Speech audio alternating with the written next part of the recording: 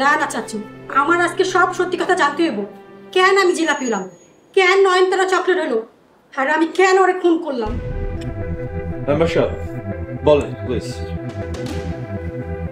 আসলে এই কথাটা কইতে আমার খারাপ লাগতেছে। আকাশ ভাইয়ের বড় ভাই, মানে আমাকে ওই সময়ের চেয়ারম্যান, উনি সবার অজান্তে একটা মহিলারে বিয়া করছিল। এটা এই গ্রামে ইউনিয়নের কেউই জানতো না। ওই গ্রামে ওই মহিলার ঘরে একটা মাইয়াও হয়েছিল। মাইয়াটা আস্তে আস্তে বড় হওয়ার পর ওই মহিলা, তখনকার চেয়ারম্যান মানে এই জিনিয়ার বাপ, ওই মহিলারে উল্টা কলঙ্ক দিছে, তার নামে বদনাম রটাইছে, আর ওই মাইয়াডারে বানাইছে যারও সন্তান। এই কষ্ট সহ্য করতে না পাইরা ওই মাইয়াডার মা গলায় দড়ি দিছে, আর মাইয়াডা মায়ের গলায় দড়ি দেখা আকাশ ভাইয়ের ভাইরে মানে এই জিনিয়ার বাপের আইসা দাও দিয়া কুপায় মাইরা ফেলছে। চাচু, এই চাচু, মেম্বার সাহেব এগুলো কি বলে? তাহলে চকলেট আমার নিজের বোন?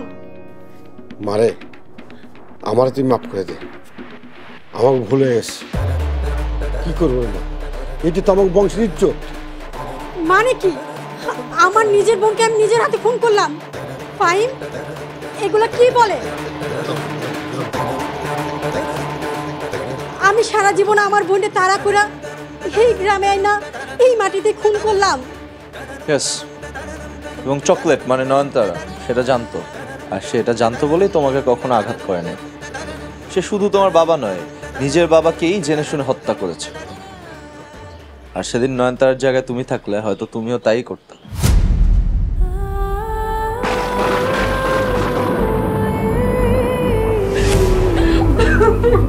কি হয়েছে?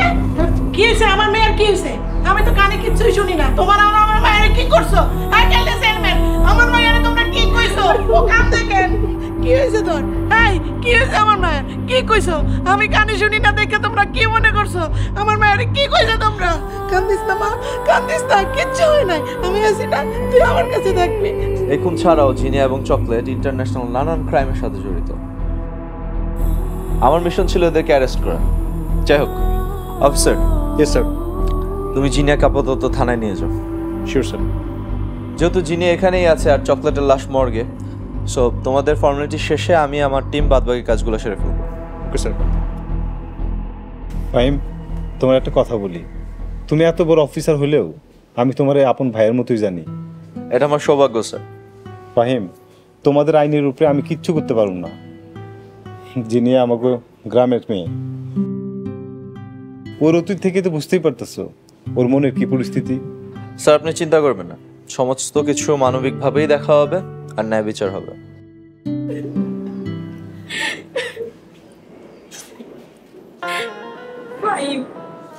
আমি একবার আমার বোনের লাশটা দিয়ে থাকি, ওর কাছে ক্ষমা যেতে পারো? অবশ্যই। অফিসার স্যার, জিনিয়াকে মর্গে নয়নতার লাশ দেখার ব্যবস্থা করুন। Yes sir. আর হ্যাঁ, ওর মানসিক অবস্থা চিন্তা করে স্পেশাল কেয়ার দিয়ে। Sure sir.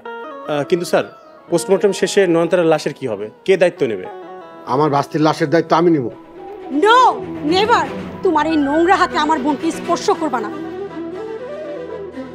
Ratul master, please আমার বোনের দায়িত্বটা আপনি নিন। চিন্তা করো না, সব দায়িত্ব আমি নিব। তাছাড়া নয়নতারার কাছে আমি অনেক ঋণী। মেয়েটা আমার জন্য অনেক কিছু করছে, অথচ নয়নতারার কাছে আমি একবারও ক্ষমা চাওয়ার সুযোগটাই পেলাম না। অফিসার চলেন। ওয়েট, মহিলা কনস্টেবল আসলে? Sir, on the way. Good. মহিলা কনস্টেবল আসলে তুমি জিনিয়াকে নিয়ে যাও, আমি পরে ওর সাথে। Sure sir. মারে, আমার ভুল হয়ে গেছে। ছোট্ট একটা ভুলের কারণে এত কিছু হয়ে গেল। এই, এই গেল তুমি। আমার মেয়ে কই যাইব? আমার মেয়ের আমি কোথাও যাইতে দিব না। কি চাইব না মা? আমার মেয়ের আমি যাইতে দিব না। এলে চেয়ারম্যান, আমার মেয়ের আমি যাইতে দিব না। আমি যাইতে দিব না। ও কই যাইব?